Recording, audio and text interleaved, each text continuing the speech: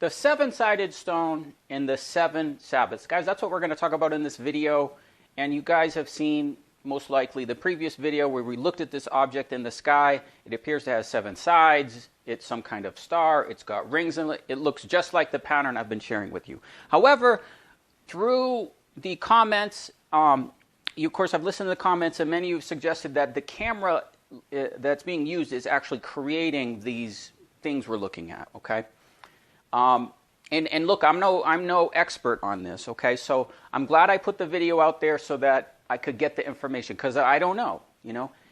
And it also would appear that this object could be Venus. Now, in the video, he said that it was on the west, and he pointed out the moon. I also saw the moon in the western sky at that time. So it could just be Venus. By making a statement that it's a great sign is misleading. So I'm taking the video and I'm making it private. Not this video, the previous video, talking about this seven-sided star. Because, is it a great sign? Yes, to me. Because I draw this pattern many years ago and I see it. You know, someone shows it and it looks exactly the same. So it's a sign for me. Is it a sign for everybody? Is it a great sign that the scriptures are talking about? Maybe not, okay? Or at least we need more information. So some of you have more expertise in photography and other things, and you've said that, and we take heed to that, okay? But we're still watching. Maybe this is something weird, okay? Or maybe something is going on, and we're just creating awareness to it. And, you know, some of you have said, hey, it looks like the sundial in Qumran, in the Dead Sea Scrolls, and it actually does. Here's the sundial. If you want to get one of these, I'll put links in the description field. We can observe the spring equinox coming up real soon. Okay, so you can get one of these, and it measures the equinox. Now, guys, in this video, what we want to do is talk about the seven Sabbaths. In the scriptures, there are seven different types of Sabbaths, distinct. And these tools that we're sharing with you, these diagrams we're sharing with you, measure the Sabbath. How do we know when the Sabbath is? Okay, what are all these different Sabbaths? We're entering an era, we enter a Sabbath of rest. So the seven-sided pattern that we're sharing with you is something we've observed previously. This was just a confirmation for us, but there were other examples of this, which you're looking at here, with experiments done with, I can't remember, light and water and something, and they form these shapes that you're looking at. And you can see this one is seven-sided. It forms a circle inside. So I knew that this pattern was something in creation, something really amazing. And so that's basically what I'm trying to share with you, is something that is of a heavenly order of things, okay? And this heavenly order also tells us about the Sabbath. Yes, there are, in fact, seven Sabbaths. Now, as we look at this diagram, there's a lot of information here, and many of you just won't understand it. However, I do want you to understand two simple Sabbaths. We're going to go through seven Sabbaths, but we're going to start off with the two most simple Sabbaths. So with this diagram, as you can see, there are seven sides to it that go around. And then what you can see in the center, you see 12, and those relate to months. Okay? And then what you can see is you see another ring, and you can see those count to 50. Okay. But then we have an outer, and these again are 7, but you see what we've done is we've drawn years. Okay? And 1,000 years, 2,000 years, 3,000 years, 4,000 years, 5,000 years, 6,000 years, 7,000 years. So, our first Sabbath is a week of days. Okay, now a week can mean more than one thing. This is so simple, I don't know how people can miss this. But when is the weekly Sabbath? The Most High created heaven and earth, and on the seventh day he rested. Well, those are 7 days. Okay? Each day begins at sundown. So the weekly Sabbath of 7 days is sundown on Friday to sundown on Saturday. That's the 7 days of a Sabbath. Now, interesting enough, in Greek, even though the Greeks, mostly the Greek Orthodox, they keep Sabbath on Sunday, their word in Greek for the 6th day or Friday is paraskivi. And paraskivi means preparation. So the 6th day, what you're doing is you're making preparation on the 6th day for the Sabbato. And in the New Testament, Sabbath is Sabbaton, and that is Sabbath. So you're making preparation on Friday for Saturday, and Saturday is the Sabbath. Guys, there's so much evidence of this, but basically what we're looking at, the Greek language, the whole known world was speaking Greek, okay, at the time of the early church. And then when the gospel spread, the people were keeping the Sabbath everywhere, okay? And when they were keeping the Sabbath, this is before the Constantine changed it to Sunday. So the weekly Sabbath, this is what I want you to understand. I want you to understand two things, okay? Many of the details you may not get, but these two things I want you to understand. There's a weekly Sabbath. It's sundown Friday to sundown Saturday. Okay, good. That is a fact. Don't change it. That's just the way it is, okay? If you break it, you're breaking the Ten Commandments. Now, there's another Sabbath of 7,000 years. This is called the Millennium. And so, the Apostle Peter said, a day with the Lord is as 1,000. Okay? So if we count the days of the week, 1, 2, 3, 4, 5, 6, 7, we have 1,000, 2,000, 3,000, 4,000, 5,000, 6,000, 7,000. So, our next Sabbath is a Sabbath of the Millennium, 1,000 years of rest, 1,000 years of reign of Jesus Christ, okay? So, those will be the two easiest ones for you to understand. And the idea here, guys, is Hebrews chapter 3. Let's look at it. Now, this is really important. Actually, Hebrews chapter 4. Let us, therefore, fear lest the promise being left to us of the entering into rest, any of you should come short. For unto us was preached the gospel preached as well as unto them, but the word preached did not profit them, not being mixed by faith, for which we have believed do enter rest. So guys, the idea of rest, of Shabbat, is faith. So it's by faith you enter into rest. For he said, I have sworn in my wrath, they shall not enter into my rest, although the works were finished from the foundation of the world. For he spake in a certain place of the seventh of the wise. God did rest the seventh day from his works. Okay? And again in this place, if they shall enter into my rest. So you have to enter into rest by faith. Seeing therefore it remaineth to some that must enter in, they to whom it was first preached entered not because of unbelief. Okay, so the Jews were a pattern of not entering rest, not keeping Shabbat.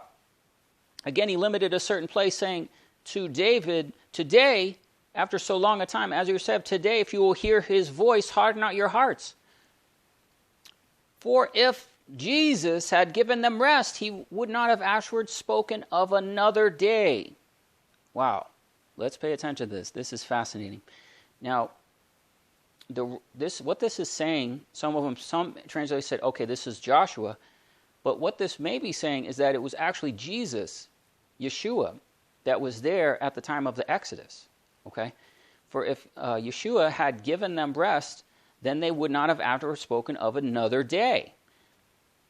Now, I apologize, my Bible is not that clear right here, but you can see, there remaineth therefore a rest to the people of God.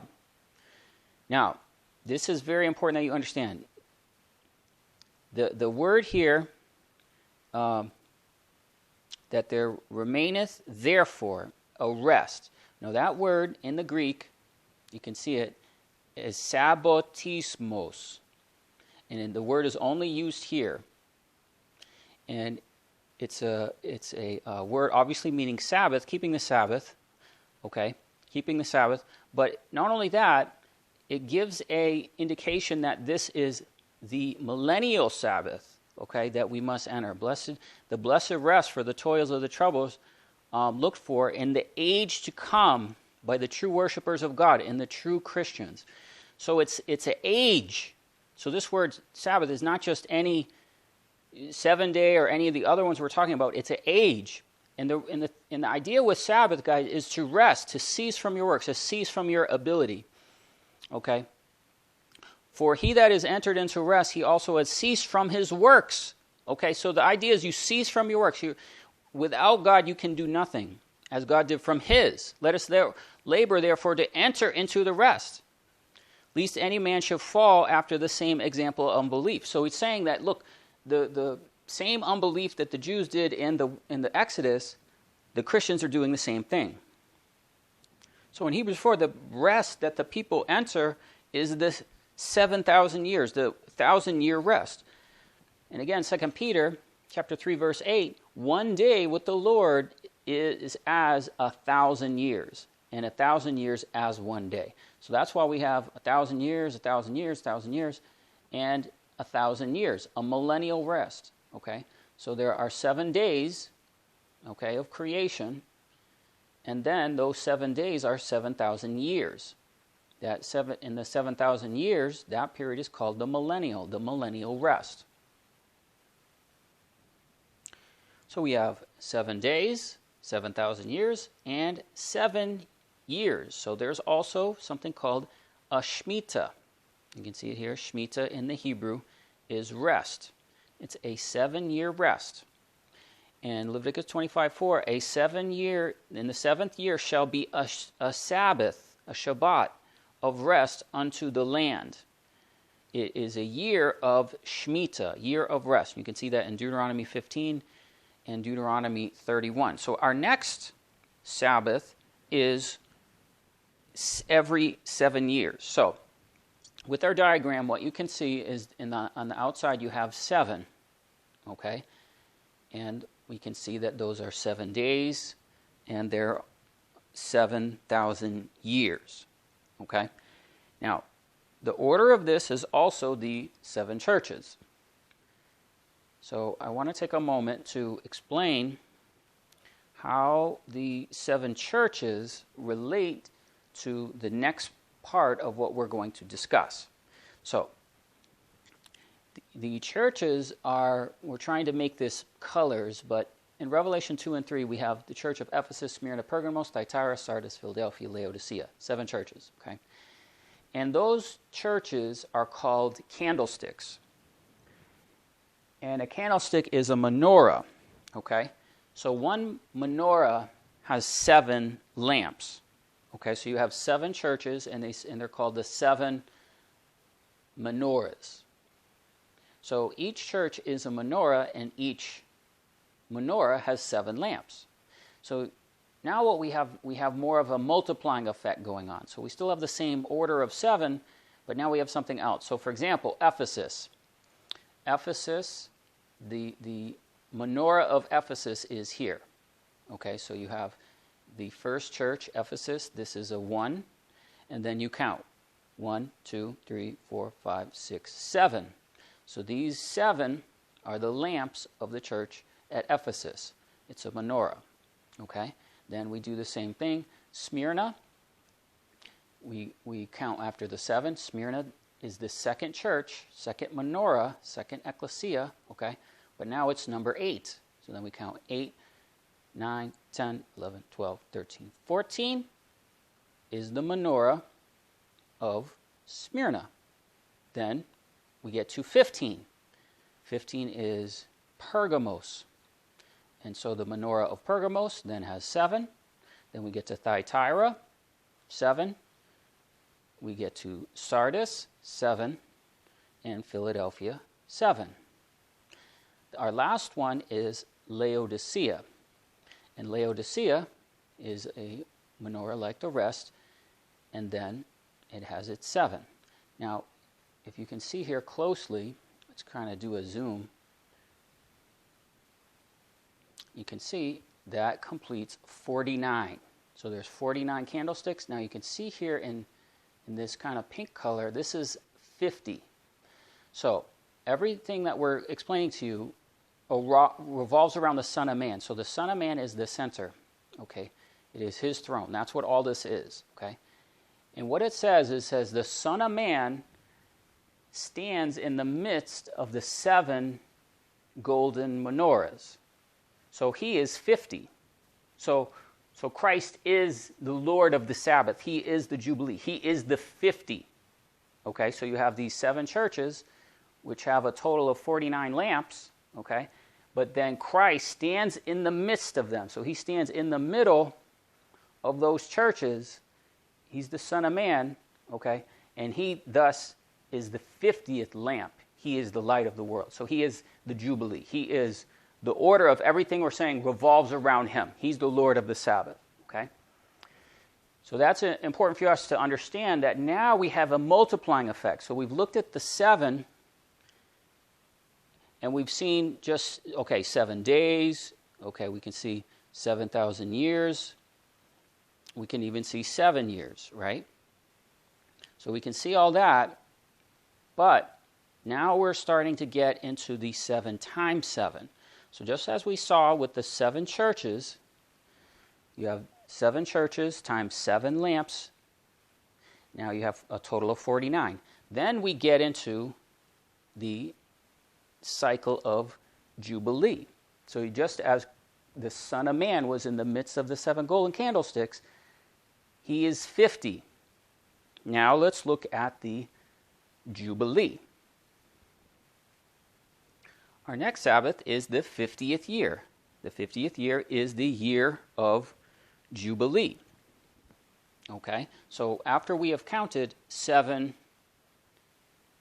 times 7 years, or 49 years, okay, with the rest every 7 years, just like the 7 churches, okay, then we come to the 50th year. The 50th year is a year in itself, okay, and it says in Leviticus 25, verse 10, make holy the 50th year, and proclaim liberty throughout the land. It shall be a jubilee unto you, and return every man to his possession and his family. Okay, now, our possession and our family is New Jerusalem, is heavenly. Okay, so it's not that we do anything on the earth, but it is a year of release, okay, a year of release of the land, and you return the land to the previous owner. The debts are forgiven, and you return to your family. So it's a 50th year of Jubilee, and we saw that clear pattern of Christ being the Jubilee, being the Son of Man in the midst of the 7 golden menorahs. Our next Sabbath is counting the Omer, it's called, or counting the 50 days from the Feast of First Fruits to Shavuot. And we find this in Leviticus 23:15. What it says, count the day after the Sabbath 7 Sabbaths. Okay, so see how what we're doing, we're counting the 7 Sabbaths just like we counted the 7 years. Okay, now we're counting 7 Sabbaths. So how many Sabbaths, how many days is in 7 Sabbaths? 49, right? So we can see the same principle taking place here in days that took place here in years. Okay, because you had 7 times 7, 49 years, 50th year, Jubilee. Now we have the same principle being applied, 7 Sabbaths, 7 times 7 is 49 days, counts to 50 days, to Shavuot. Okay, now let's look at this on the calendar real quick so you can just visualize it. So during Passover is here, the 14th day, there's a week-long feast called Unleavened Bread. During Unleavened Bread, you have a feast called First Fruits. So that's the day after the Sabbath. And then you count the 50 days, counting this day, you count 50 days, or 7 times 7, 49 days, to get to the Feast of Weeks. So you can see here, you count from here 49 days, and that brings you precisely to the 8th day of the 3rd month. And this is the Feast of Weeks. So what we just observed is something fascinating, because we've just found out that from Passover, this whole period of time is a Shabbat. That's right. This whole period of time is a Sabbath. Going from this day to this day is the 50 days, and it's also a period of time of rest, of preparation, to labor, to enter into rest, okay? To further explain that in our diagram, you can see that these are months. So the first month of the year is Abib or Nisan. This is going to be the March, okay? And what you can see is that there's the church, we're calling it church at Laodicea. That's that interval of time. Because remember, all these churches relate to the time throughout the year. So what happens is from that point where we start counting to the 50th day is the church at Laodicea. Okay, and that period of time goes through the first month, the second month, and the third month. So what that is showing us is that you count 50 days to get to not only 50 days, but the 50th week of the year. And the 50th week of the year is the Feast of Weeks. Why? Because you're on a single day, and not only a day, a week. It's that recognition of what's taken place throughout the year. Now, they found this in the Dead Sea Scrolls only recently, in the last couple of years, where what they would do is they would count the 7 weeks. They would count the 7 weeks from first fruit, and they called that one feast. Like there are 3: corn, wine, and oil. So let's call this corn. And then they counted another 7 weeks, and they called that wine, and they counted another 7 weeks, and they called that oil. Well, what they were doing was they were doing this cycle. So they started counting those, realizing that there was a cycle throughout the year of 7. So here are the months of the year, and now what you can see is as you count the weeks, that continues. You counted 7, you get to the 50th week. You count 7, and then it continues. And it lines up perfectly with the 7 menorahs, the 7 golden candlesticks, okay? So what that is telling us is that once we get to the first month, we get to unleavened bread, we get to Passover in that season. From that time all the way to Pentecost is a Shabbat. So now we have the 50th week of the year. So you can see we had the 50th year, 50 days. Now we have the Feast of Weeks. And so what that means is that's the 50th week of the year. It's also called first fruits. Leviticus 23:17 called first fruits, and Deuteronomy 16:9, 7 weeks you shall number, and you will keep the Feast of Weeks. Okay, so the Feast of Weeks is our next Shabbat, our next Sabbath. And our last Shabbat, or Sabbath, is the famous Daniel 9, 70 weeks. Okay, there's 70 weeks that are determined, and 70 weeks is the apocalypse. So we can see from the Feast of Weeks, okay, a week can mean, it can mean 7 days. You can have a Feast of Weeks that happens once a year, okay? And so now we can see that this relates to Feast of Weeks, or 70 years. Now what Daniel 9 says, there are 62 weeks and 7 weeks. So simple math is if we take these and we go and apply them to Israel being reformed as a nation, 1948, we had 62, we come to 2010. And we add the 7, we come to 2017. As well, if we divide 360 by 7, we have 51.428571. And we have the Year of Jubilee in the fall of 2015 to the fall of 2016. That was the Year of Jubilee. Then we have 1 year, Esther's preparation. Okay, Esther was prepared. 6 months of myrrh, 6 months of sweet odors. That was in the fall, 2016 to 2017. Something else very important to note with this pattern before we conclude is the fact that the apocalypse is 14 years. Okay, we're going to go through this real quick. Don't worry if you don't understand all of it. I want to include this in our Sabbaths. It's important. We'll have more details. This may not make sense unless you go back and watch some of the previous videos on how we've determined some of these things. But what we've understood is that all the prophecies converge together in agreement regarding these patterns. Okay? And the apocalypse is, of course, 7 good years, 7 bad years. Now, we have, of course, in 2014, we had the blood moons. There was a lot of talk about the 4 blood moons, the lunar tetrad. That was in 2014 in Passover, 2014 Tabernacles, 2015 Passover, 2015 Tabernacles. Now, what happened in these last 2 is something very, very important and significant. Why?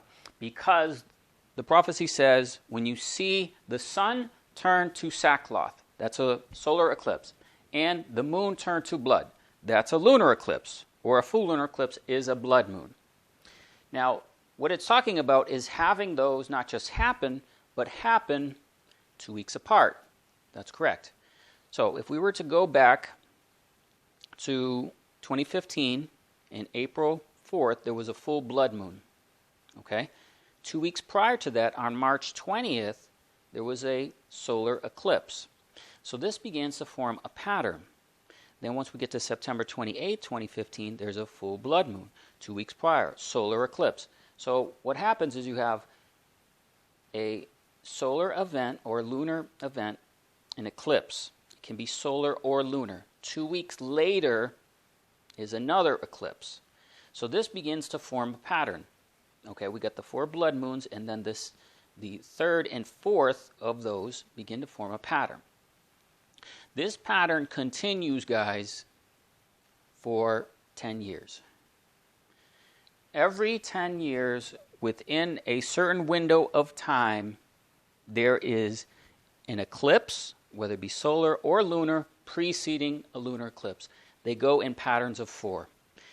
So then once we get into 2016, the same thing continues. Okay? 2016, solar eclipse, then lunar eclipse. And this is in March 23rd. Okay? September 1st, same thing. Now, actually, what happens now, it begins to reverse itself, where you have a lunar eclipse before a solar eclipse. And now what you see, you have them patterns of 4, 4, 4, 4, 4, and 4.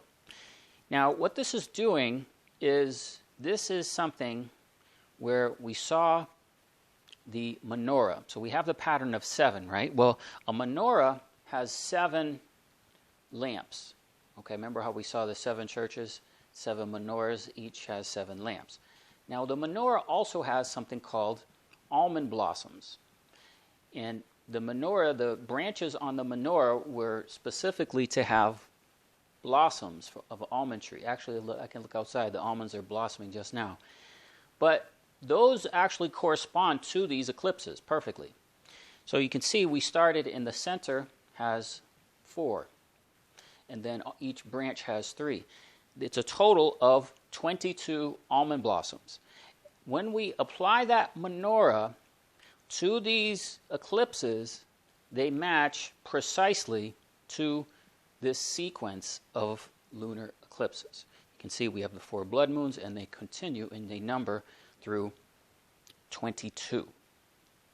Now, the other thing we want to mention to you, we'll have another video on this, guys. This might be new information, I understand. But the reason we're making note of this in relation to the Sabbath is here on green, there are priests. The priests serve every Sabbath, okay, and they have certain names to them. Let's kind of zoom in on this a little bit. So this document is not finished, guys. We're going to have another video on it. I just want you to see this and understand it, okay? Because I'm getting the calendar in order. So remember how before we saw the year 2010? Okay, so 2010 is right here. That's when we begin to observe this pattern, and that's these 14 years. Now, each priest has a number to them. See how that's number 3? This is, I'm going to correct this. It's just got to be adjusted by 1. I'm going to submit the calendar. So what this is a priest. He serves every Sabbath. So you can see the numbers, okay, and there's the priest. Now, what happens is I'm marking the priest that serves during that week where that eclipse falls, okay?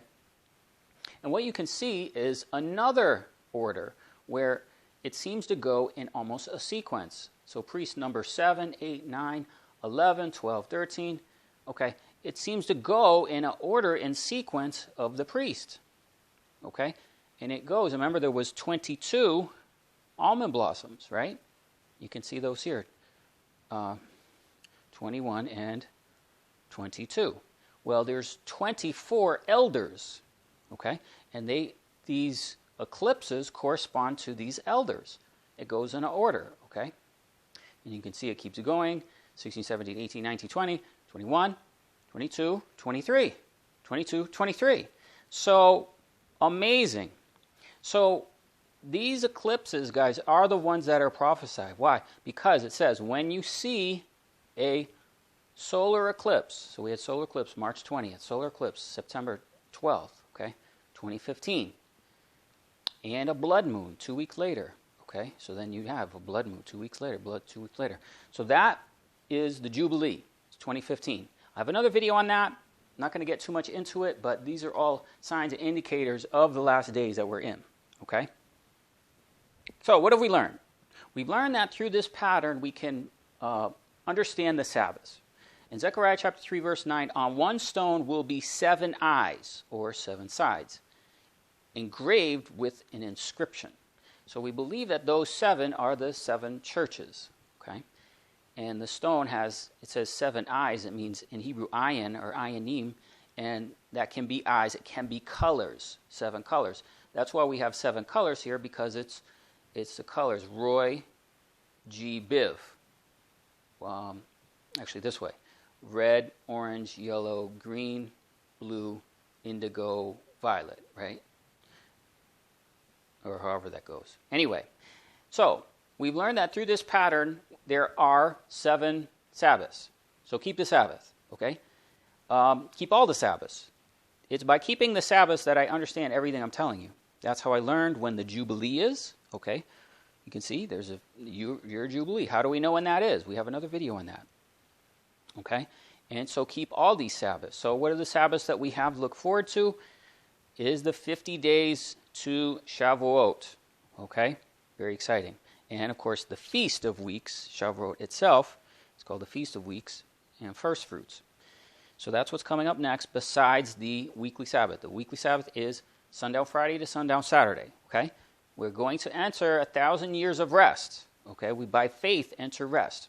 So that's what this pattern is teaching us, guys. This is part of a lot of information. The Lamb reigns, 1,260 days. There's a playlist on a lot of these details. This is also the 7 churches, the 7 ecclesia. That's what this is, okay? So thanks for watching, and God bless you.